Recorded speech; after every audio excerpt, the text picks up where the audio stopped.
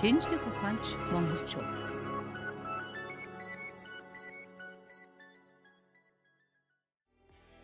Шинжлэх ухааны академийн философийн хүрээлэн 1972 онд философи, социолог, эрхийн хүрээлэн нэртэйгээр байгуулагдсан. Үүнээс хойш дорны философи, социолог, улс төр судлал, шашин судлал, буддын философи, хууль зүйн шинжлэх ухааны чиглэлээр онлын судалгаа явуулж байна. Ингэхдээ орчин үеийн философи, социолог, эрх зүй, шашин судлал, улс төрийн шинжлэх ухааны хөгжлийн хандлагад нийцсэн тэдгээрийн онол арга зүйн тэргүүний ололтын үндсэн дээр эх орныхоо нийгмийн тулгамдсан асуудлыг шийдвэрлэх ач холбогдолтой тухайн салбарын судалгааны үр дүнг олон нийтэд түгээн дэлгэрүүлэх, нийгмийг соён гэгээрүүлэхэд дэмжлэг үзүүлэн ажиллаж байна. Манай хүрээлэн бол Монгол Улсын шинжлэх ухааны академийн үндэстэн бүтцийн суурь судалгааны 10 гол хүрээлэнгийн нэг. Дэлхийн бусад улс орнуудад байдаг ийм хүрээлэнгүүдийн жишгтэй харьцуулах юм бол манай хүрээлэнгийн ухаан 5 салбартай. Салбар болгон бол бие даасан институтийн хэмжээнд ажилладаг өөр орнуудад. Жишээ нь Оросд гэхэд социологийн институт гэхэд 450 гаруй хүнтэй. Манай социологийн салбар гэхэд 7-8 хүнтэй ажилладаг. Тэгэхээр бидний ачаалал бол их. Энэ нийгмийн хүмүүнлэгийн салбар шинжлэх ухааны олон гол суурьуудыг цөөн хүчээр бүтээж хөгжүүлэх үүрэг хүлээдэг учраас нэлээд ачаалттай ажилладаг. За зүгээр харин нийгэм нэг тийм өвөрмөс маягийн төсөөлөл бий.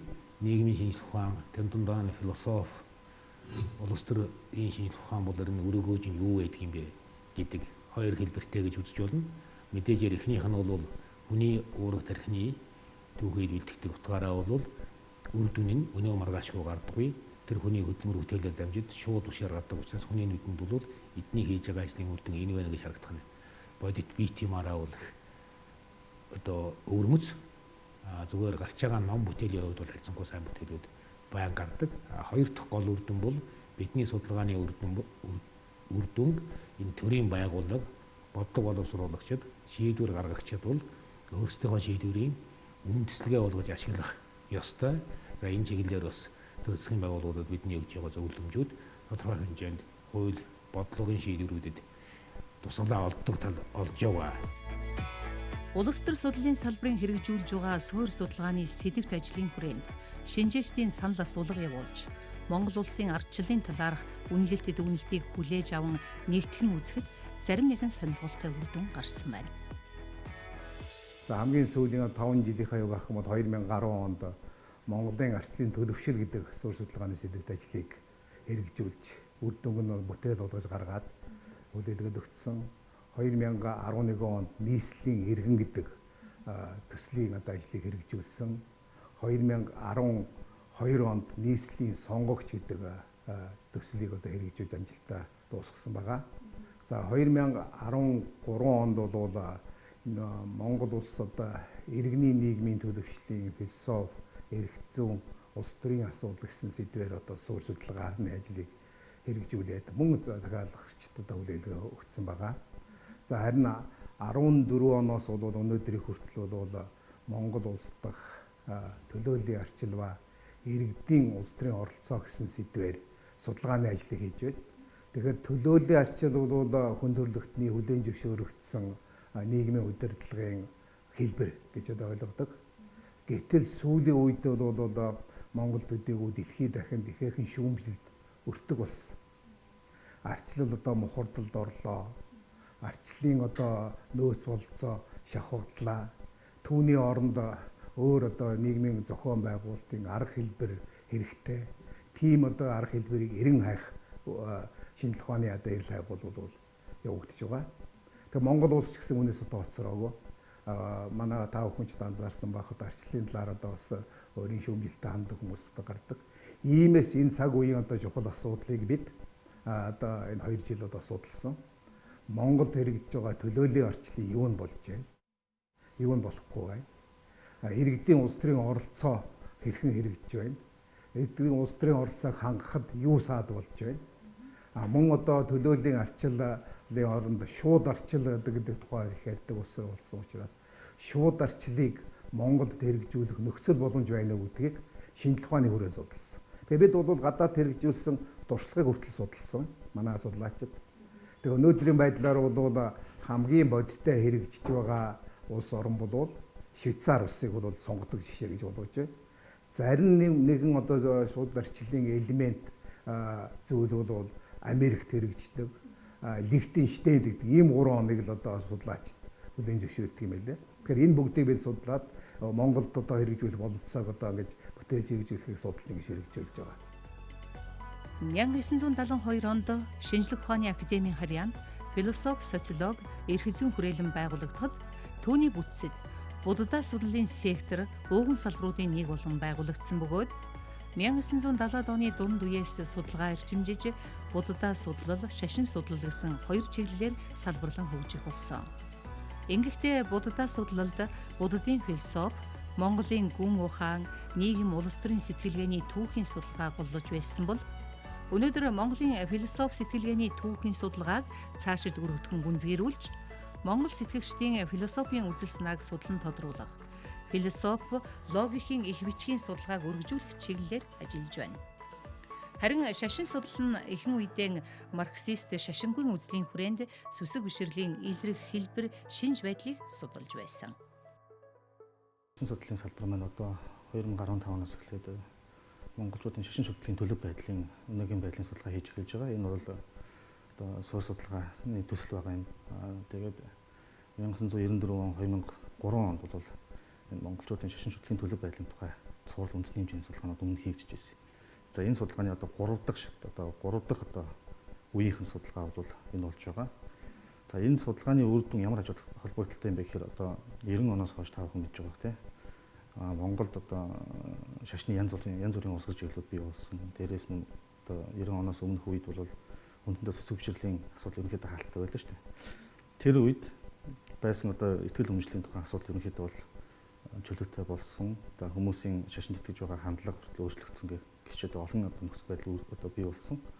Энэ нөхцөл байдал өмнө тохиолдож байгаагүй их өвөрмөц онцлог шинжтэй байсан учраас одоо ингээд шашин судлаачдын зүгээс их сонирхол татдаг юм асуудал байна. За эдгээр судалгаанууд бол одоо юг харуулдаг вэ гэхээр одоо монгол хүн жоохон ямар төрлийн ямар шашнууд итгэж байна. Шашин судлалын хандлага, за дээрээс нь одоо төрөлжилт нь юу байна, тий? Хэрэг гүнзгий, эсвэл одоо өнгөцсөн шашин шүтж гин үгүй юу? Одоо сүсэг бишрлийн асуудал одоо нийгмийн амьдралд хэр зэрэг нөлөө үзүүлж байгаа гэчээд асуудлуудыг хүндэтгэх их ач холбогдолтой байна. Өнөөдөр Монгол улсын нийт хүн амын 60-аас доошгүй хувь нь шашин шүтэж, уламжлалт ба уламжлалт бус шашны 700 гаруй сүмхийд, олон зуун сүмхийдийн бус шашны байгууллагууд үйл ажиллагаа явуулж байна. 1990-ад оны ихэнх үетэй харьцуулахад шашны байгууллагын тоо 20 дахин ихсэж, насанд хүрсэн 3 монгол хүн тутмын 2 нь ямар нэгэн шашинд итгэж биширдэг нь судалгаагаар тогтоогдсон байна. Ер нь бол Монгол улсад бол шашин судлалын салбар бол шинэ болон одоо хөгжиж байгаа салбар мөн. Гэхдээ оргуу хоосон бол биш. Ягаад тэгэхээр философийн хүрээлэн байгуулагдсанаас өмнө байгуулахаас бараг өмнө ч гэсэн энэ буддын судлалын сектор гэж бол одоо байсан. Энэ одоо секторын хүрээнд одоо үндсэндээ буддын судлалын болон шашин судлалын асуудлуудыг бол авч судалдаг байсан.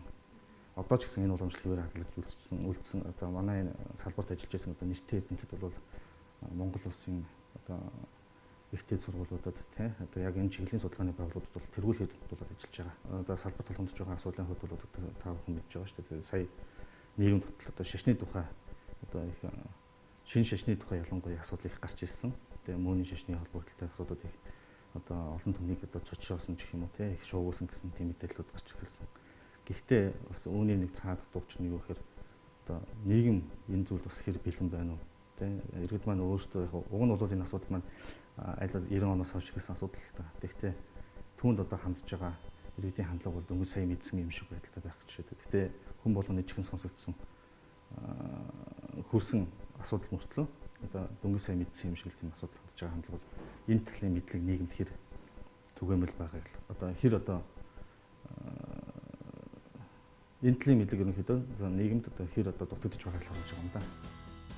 Философийн хүрээлэнгийн хууль зүйн салбар нь нийгмийн хөгжлийн тулгамдсан асуудлыг эрх зүйн философи, социологийн онол арга зүйн үүднээс судалж, гаргасан дүгнэлт зөвлөмжийг төрийн бодлогод тусгуулах, түүнчлэн судалгааны үр дүнд бий болсон мэдлэгийг олон нийтэд түгээн дэлгэрүүлэх чиглэлээр ажиллаж байна.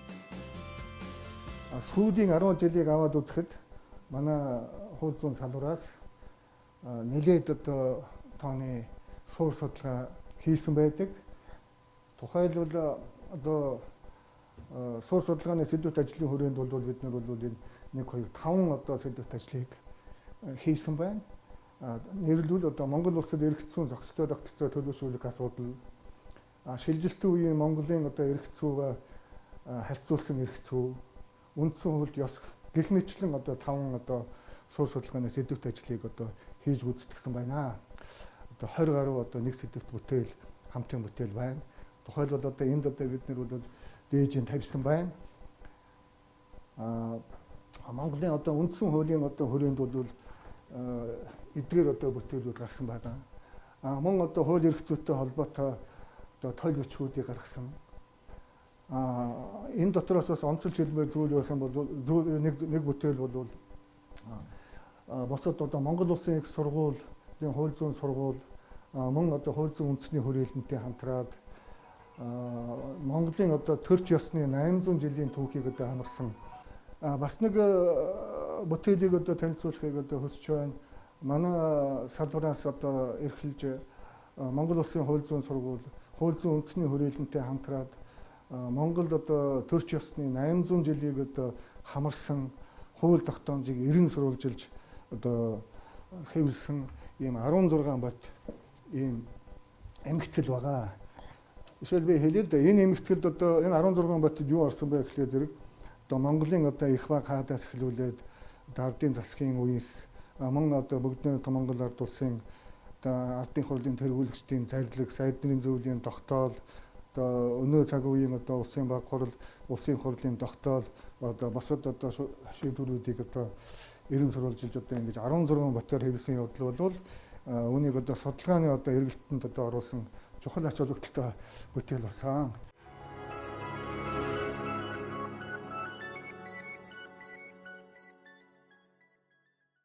Манай сэтгүүл зүйн салбар бол өнөөдөр бол нэлээд одоо хоцрогдсон салбарын нэг болоод байна. Гэхдээ би мэдээллийн эрх зүйн одоо талаас нь хэлж байгаа юм шүү.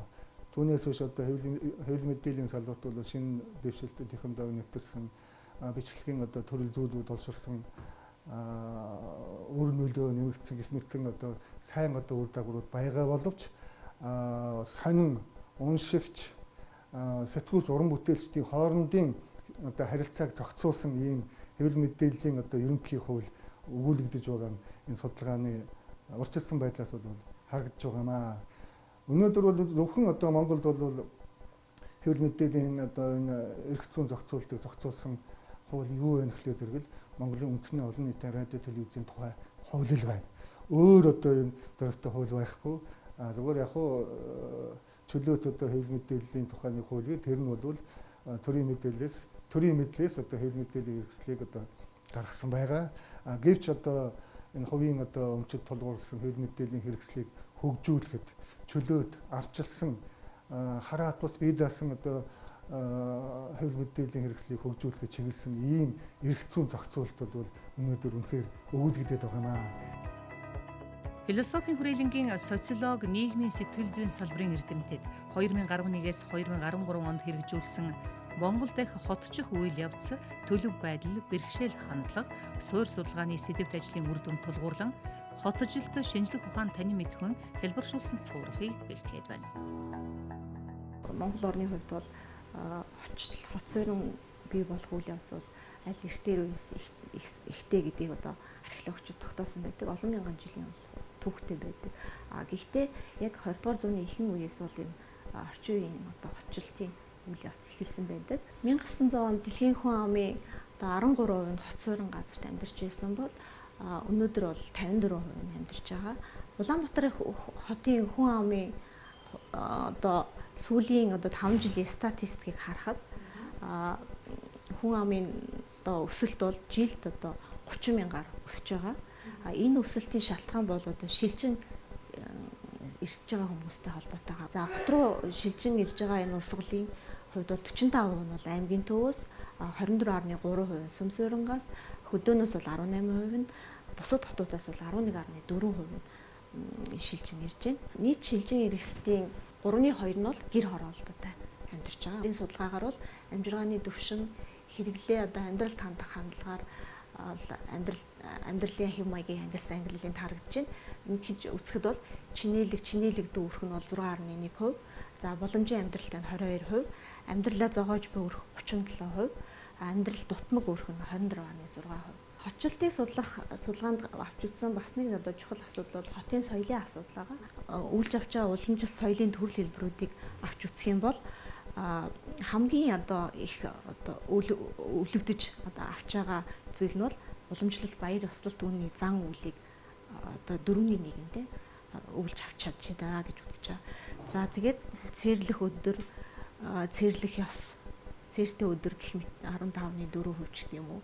Дээл хувцас идэл хэрэглэл 15.8%. За тэгээ эдээ ундаа хэрэглэх ёс 13.6% гээд эднэр бол харьцангуй бол бас бага хувьтай боловч бусад одоо уламжлалт зан үйлийнхаа одоо авах ёстой өв соёлынхаа төрлөө дотроо бол харьцангуй арай өндөр хувьтай өвлөгдөж байгаа. Хотын хүмүүсийн хувьд бол яг Европ хувцас руу бүрэн бараг орсон. Цагаан сараар юм уу эсвэл хөдөө явахдаа л ихэвчлэн дээл хувцас өмсөж хэрэглэдэг. Бусад тохиолдолд бол дээл хувцсны хэрэглээ нь бол мартагдсан. Зарим одоо сэхэтнүүдийн хувьд бол бүр ерөөсөө дээл хувцас гэж өөрт нь байдгүй юм болж ирсэн байдаг. За тэгвэл одоо 90-ад оноос хойш үндэсний соёл уламжлалт маань сэргээд хүмүүс дээл хувцас өмсөх болсон. Гэхдээ бол хотынхны дээл хувцсны хэрэглээнд өдөр тутмын байнгын хэрэглээ бол мэдээж бага байгаа. 6.8% бол ингэж өдөр тутмын хэрэглээнд хэрэгжилж байна. Харин баяр ёслолын үеэр өмсөх гангарах нь бол одоо ийм хэрэглээ бол түгээмэл. Одоо нийтлэг ажиглагдаж байгаа. Ер нь бол одоо хотчлт бол эерэг сөрөг олон уг дагаврыг дагуулж байдаг. За хотчлт бол ер нь шинжлэх ухаан, боловсрол, эрүүл мэнд гэдэг олон салбаруудын хөгжилд бол чухал ач холбогдолтой. Тэр дундаа хүний хөгжилд бол маш их ач холбогдолтой төлөхөц өгдөг ийм хүчин зүйл гол үндсэн нөхцөл байдаг. Тэрний хажуугаар одоо хөдөөдийн хүмүүс жишээл малгүй болоод юм уу эсвэл одоо газар тариалангаа эрхлэх боломжгүй болоод юм уу одоо хот руу орж ирж амжиргаагаа залгуулах. Хот бол одоо амжиргаа залгуулах гол одоо их булаг ийм боломжтой гэж олж иж хардаг. Энийг талаар бол ийм. Гэхдээ бас нөгөө талаар хотод ирсэн хүмүүс бол тэр болгон бас одоо амжиргаа дэвшлүүлэх боломжгүй. Харин ч бүр эсэргээрээ амжиргааны доод түвшин рүү ядууралд орох, урд амьдарч яснаа илүү муу нөхцөл амьдрах ийм байдлууд бас ажиглагдаж байгаа. Энэ судалгааны ажлын үр дүнд ерөнхийдөө бол энэ хотчлт онол арга зүй хотчлтын онол арга зүй гэсэн одоо судалгааны онлын одоо гарын авлага гарсан, бас одоо судалгааны тайлан гарсан, мөн одоо хамтын бүтээл гарсан байгаа. За бид нар бол судалгааны үр дүн тайлангийн үр дүнд одоо зөвлөмж бодлоо бэлтгэж одоо бас зохиох байгууллагууд нь хургуулсан байгаа.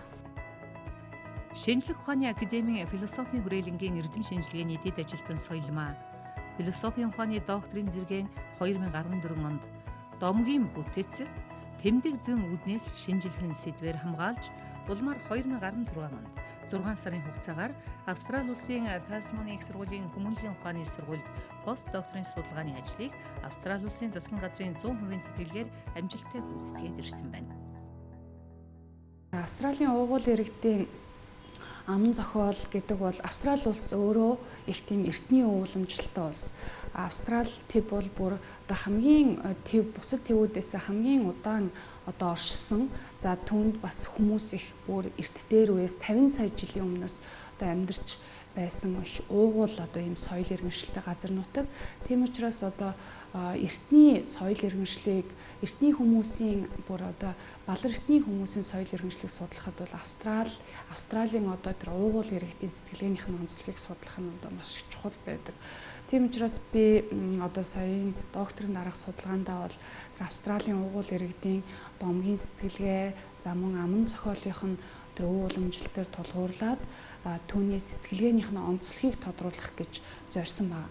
За энэ судалгааныхаа явцад бол би одоо тухайн Тасманы их сургуулийн хүмүүнлэгийн ухааны сургууль дээр онол арга зүйн семинар бол зохиосон. За мөн одоо судалгааныхаа чиглэлийн ижил төвшөнд байгаа ижил чиглэлээр судалгаа шинжилгээ хийдэг профессор багш нарын семинарт сууж за мөн дуршлаг солилцсон.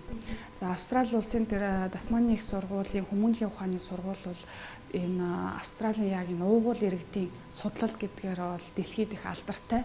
За тэгээд одоо материал номын санд нь бол материал их баялаг байсан. Тийм учраас ийм учраас миний судалгаанд бол их төхөм байсан учраас би энэ сургуулийг сонгож авч судалгаа хийсэн байна. За ингээд судалгааныхаа үр дүнгээр бол олон улсын Монголика сэтгүүлд Монгол, Австрал уугуул иргэдийн аман зохиолын бүтцийн харьцуулсан шинжилэл гэсэн өгүүллийг хэвлүүлсэн байгаа англи хэл дээр. Тэгээд одоо энэ өгүүллийг маань саяхан одоо бас Монгол судлаачдын олон улсын хурал болсон байгаа. Энэ сая 100 энэ одоо хурлын үеэр ирсэн эрдэмтэн судлаач нарт энэ сэтгүүлийг түгээж тараасан.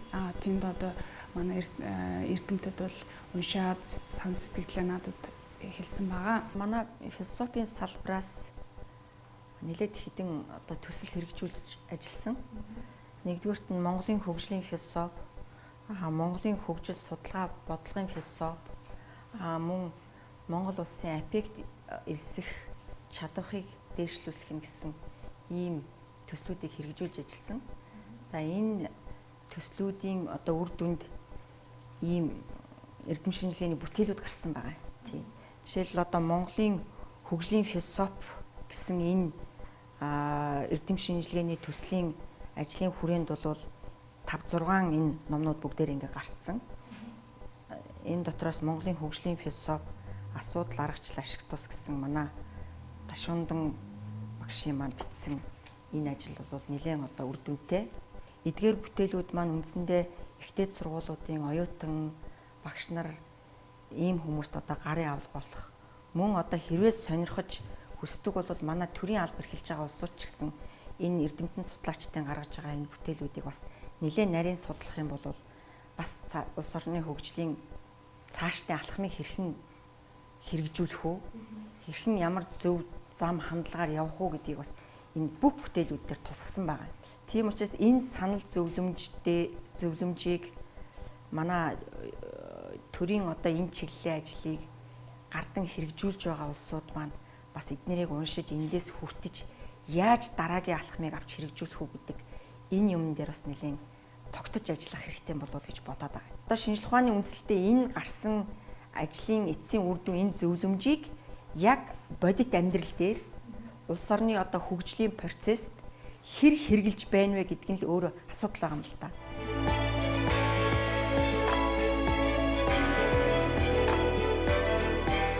Монголын мэдээ суваг боловсрол, соёл, шинжлэх ухаан, спортын яамтай хамтран бэлтгэж байгаа шинжлэх ухаанч монголчууд нэвтрүүлгийнхээ дараагийн дугаарыг бид үндэсний эрдэм шинжилгээ үйлдвэрлэлийн САМО институтээс бэлтгэн хүргэх болно.